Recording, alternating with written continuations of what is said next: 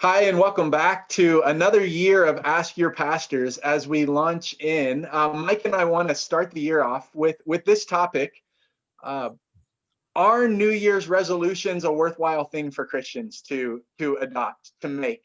I don't know what you do at the beginning of the year, if you make New Year's resolutions, if you wrote that, have that off a lot of years ago. I think probably all of us have a love-hate relationship with the idea of New Year's resolutions. But Mike, we thought we could just have a conversation about whether or not there's something at the beginning of a new year worthwhile that we could capture as Christians. And so what do you think about that? Is this time of year, is it an opportunity for us maybe to step into something?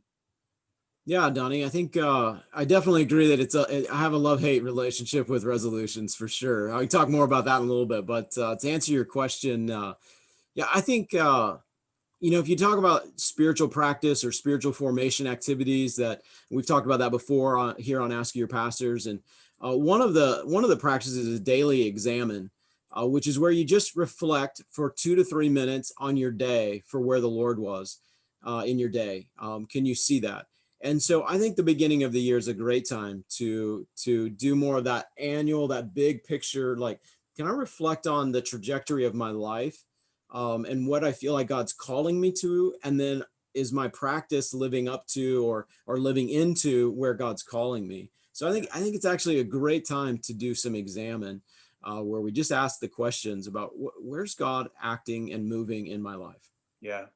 I would agree.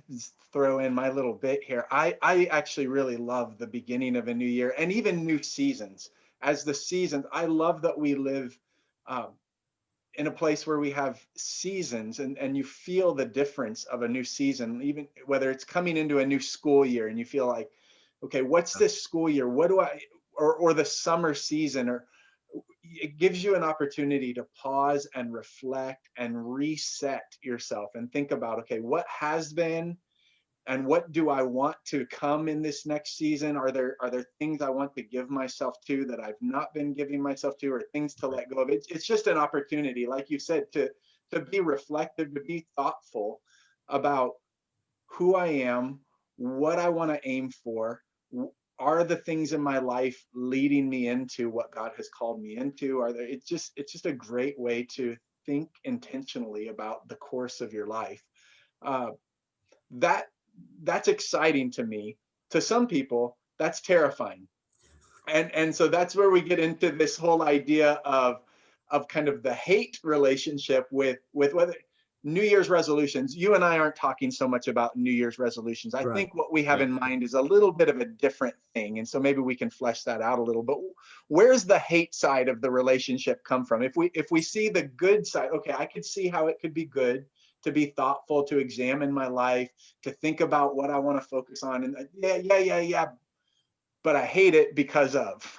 Right. Well, it's probably the classic illustration, right? Of every January the gym is packed because everybody made a New Year's resolution to be more healthy this year. They all Yeah, renewed their gym memberships, and gyms live off of that because they get at least 6 months of your membership before you actually decide to quit. right. But you stop going by the third week of January. Yeah, That's where the hate side comes. Is that resolutions are like, let me make a 180-degree change in my life.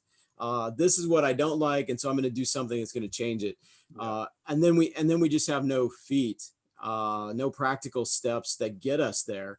And so I think that's probably where mine has always been. Is I'm kind of an all or nothing guy, and so I'm like all in or I'm all out. And resolutions, I love it because it's like this renewed hope. I feel really renewed about my new vision of where I'm going to go, what I'm going to do. I'm going to get healthy or whatever.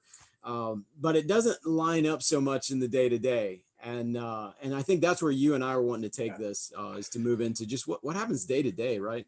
Right. Yeah. So where do you go wrong in how you kind of tackle this new year, new man Yeah. kind of idea? Where do you get off?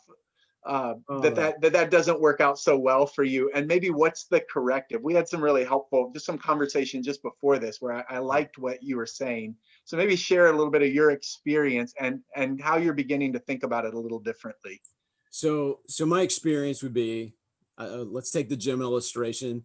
Uh, I'm going to work out more. I'm going to, I got to have a plan. And so I'm going to work out an hour a day, and I'm going to do it at 5 a.m. That sounds like it's very practical, because it's 60 minutes. It's at 5 a.m. I know a time and a place I'm going to go, all of that. The problem is that it's an hour a day. Yeah.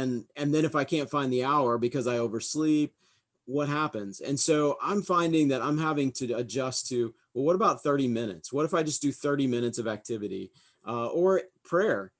Often I want to pray like, oh, I'm a pastor, I should pray, right? And I'm going to pray an hour, because that shouldn't be hard to do. But if I only have 10 minutes, I choose not to pray at all.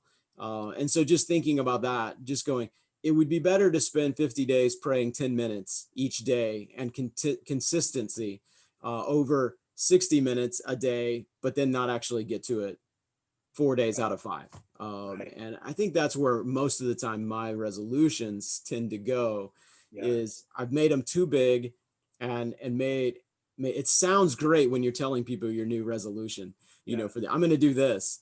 And Yeah. everybody's like, oh, that sounds so good. And then you just never get to it because you've bit off more than you can really chew. Right. Yeah. It's not sustainable. Right. So taking a small bite-sized thing you can actually sustain over the long haul versus biting off the big 180-degree turn kind of, it, Right.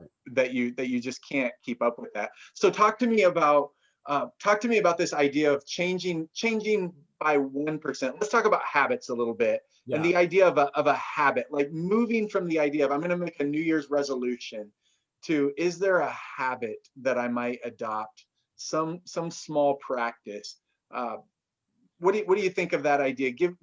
We read a little, you and I read an article which Right. you can find it's on the Gospel Coalition website, called Make Habits, Not Resolutions, that I really like and appreciate. Maybe we could post the link to that for you guys to have. But as we were talking about that, Mike, you shared some things about just the idea of habits and of small 1% or 1 degree changes. Talk to us about that. Well, if I think about the trajectory of my life, and if I'm going this direction, and if I just make a degree or two change, it's going to change in 10 years the direction of my life, where I end up, the destination.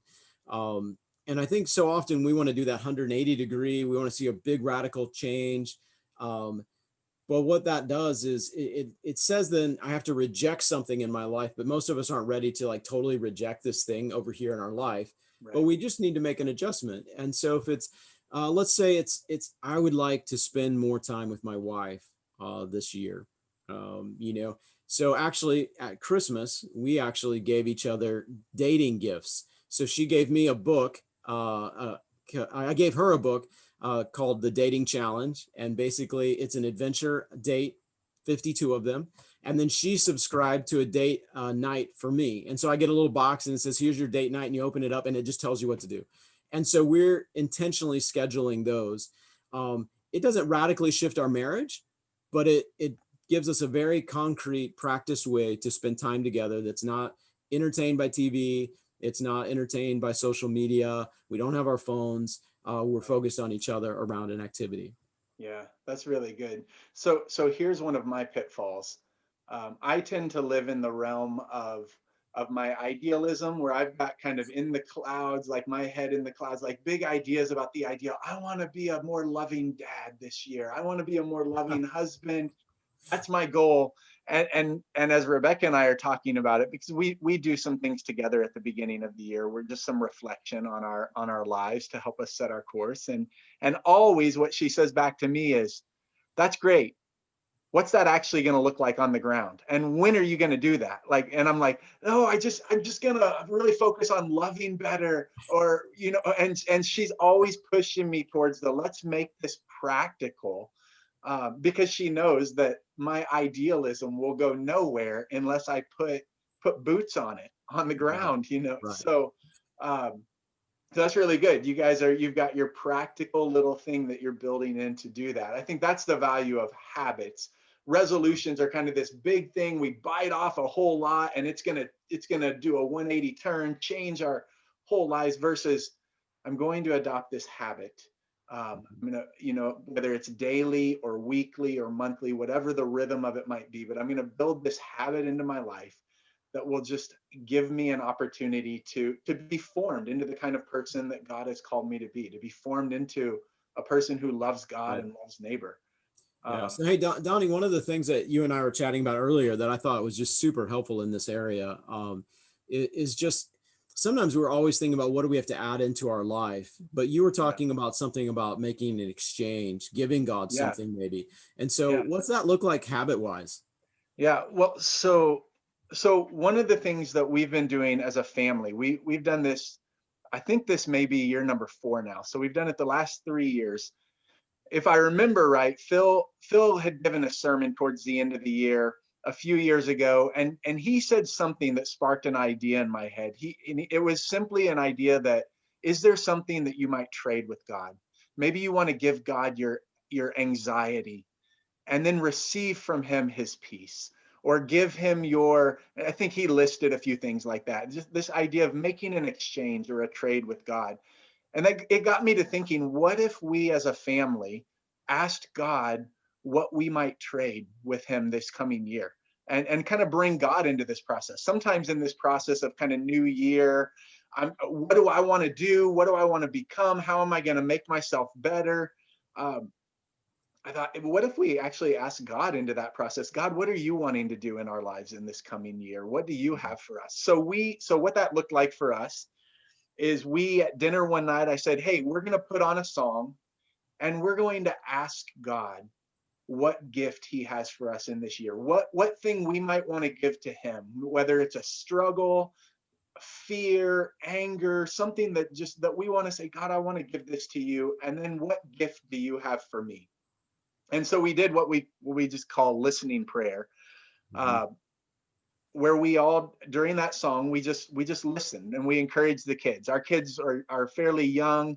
We're now getting into teenage years, but this was new for us, and so we just said, let's listen and see what God might bring to mind. It could be a thought. It could, maybe he'll give us a picture. Maybe we don't know, but let's just see what he has for us. And we did that exercise, and it was really neat to see my kids getting little things, and maybe it was as simple as, well, I thought about this during prayer.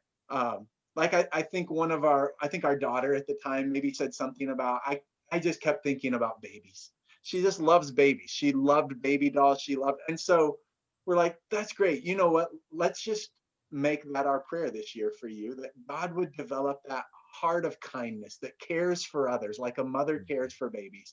And it just Oh, became wow. an object of prayer. So we did that for each of us. Whatever thought we had, a couple of my kids had pictures, really profound pictures and it was the first time for that, where God spoke to them, gave them a little picture, but met them right where they were at in their life. And it gave us something to pray about, to say, okay, God's wanting to do that in you this year. So we just get to begin praying that. It gave me as a dad something to pray for my kids about, to pray for my wife about. Very cool. And what I love about that is, it's less about me setting out to fix myself and my life, Yeah. and more about me just inviting God to say, God, you're at work in our lives. What are you wanting to do? Okay, now we're going to join with you in that and just pray and watch Right. for it. Then we get to watch for it throughout the year to see how he's working that thing in us. So that's been one of the things that's been really encouraging to me over the last few Yeah, years. I think that's really helpful, Donnie, just in the fact that so often people think about resolutions or even creating new habits as, is this legalism? Is Yeah, this, and it's like, actually what we're talking about is not that. It's not about you becoming a better Christian, or you making God happy with your life. I mean, those types of motivations actually are the things that produce legalism. yeah, But actually, this is responding to God, and just going, God has called you to be a loved person in life, or to be a loving person in life. And so yeah, what can you do to just cooperate with that? He's already provided all the grace. And so we're just talking about habits that help us continue to live out of who God's called us to be, and who right. he's already made us actually as new creation. Yeah, that's really good. One of the things that I want to share as well, just as a practical idea, and this is something that I encouraged the college group several years. in leading the college group, because I would, at the beginning of the year, I like to take some time, and again, it's a prayerful thing. It's a thing, just some time with the Lord to say, okay, God, as I reflect on my life, would you bring things to mind that you might want to be doing in this coming year? And then I would think about my roles. So at work, are there any things that I want to just kind of redirect or reorient myself at work? So one year it was as simple as, I am going to stop checking my email 100 bazillion times every day. I'm going to check my email in the morning, in the afternoon, and right before I go home from work. Now, that I know that doesn't work for everybody, but for me, I was at a place where it was like constantly running back to say, what do I need to do now? And I needed to give myself some space to just be present to the Lord in the middle of my day. And so it was something as simple as that. That was my work thing for the year. I'm going to reel in my email checking. Same thing with as a husband. Are there some things that I haven't been giving attention to, or that I want to be more intentional about this year? Um, as a father, so just going through those big roles in your life. Mm. My personal, personal health. Are there some areas that I might give where you just think about that, and then you go to you say, okay, I would like to grow in this area. What's a small habit that I could just begin to adopt, or maybe something I need to cut out? Like recently, like we Yeah. were talking, Mike, about just our habits with technology, with our phones, and Right. realizing how we get pulled into that. Um, and so you and I both recently have kind of made small commitments to say, I'm going to pull back from. So for me, that looks like I'm not going to use internet on my phone right now. It's because it's pulling me in, and I find my attention constantly drawn, and I can't be present to the people and the things that I want to be present to in the real world. And you're doing something similar, I think, with social I am. media, right? Yeah, social media tends to absorb a lot of time because you get on to check a few things, family or friends or whatever, but then you end up just wasting a lot of time, or you're totally Yeah. distracted when you're with people. So I have I kind of checked out of social media for the first part of the year. Not sure how long that's going to be, but probably at least for a month or two before I really get back, at least on my phone. So it's not accessible to me. I have to choose to go to a computer and actually log in or whatever. So, Right. but yeah, no, that comes out of that idea of just how unintentional something can take away my time, where habits are the opposite. It's just, I'm just going to be intentional about my choice. And sometimes our social media or however we play with technology, in our lives, it's an unintentional consequence of we're not being intentional about it. So therefore it just takes up more time. And so I think I love the conversation around habits because it's about being intentional. It's just choosing two or three things maybe to add or take away from your week that are super intentional. I don't know how much time we have left here, but I know that when I think about the scriptures and I think about the faith the size of a mustard seed will move mountains, we're told, and that the mustard seed is this very small seed that produces shade in the garden. And I wonder if we couldn't make habits that piece of resolutions are us wanting the shade, but Yeah. we actually need the habit that if we do that, it might provide a shade in our life that will be super refreshing to us. But it doesn't look very significant when you start. And I think that's probably the thing is don't look for significance in this. Look for something that's doable and practical and leans you towards something that you feel like God's calling you to. Yeah. That's really good. Let's wrap up with that. Um, so our encouragement to you guys: take some time at the beginning of this year, whatever that looks like. This is not a weight or a burden on you. This is simply some time before the Lord. Say, God, are there some things you'd bring to mind? Some things maybe I could be intentional about. What could I step into to help me mature into the person you've made me? Someone who loves you, someone who loves others. Um, and see what God might have in store for us in 2021. We're excited about the new year, excited to Yeah. spend some time with you guys through this venue, Ask Your Pastors, as well as lots of other things that God may have in store for us. So, as always, we would encourage you, if you have a question or something you might like to hear us talk about on one of these episodes, feel free to email us at askyourpastors@christianfellowship.com. Hey, Happy New Year, Mike. Thanks for Happy joining New us Year to today. you. All All right. right. Bye, everyone.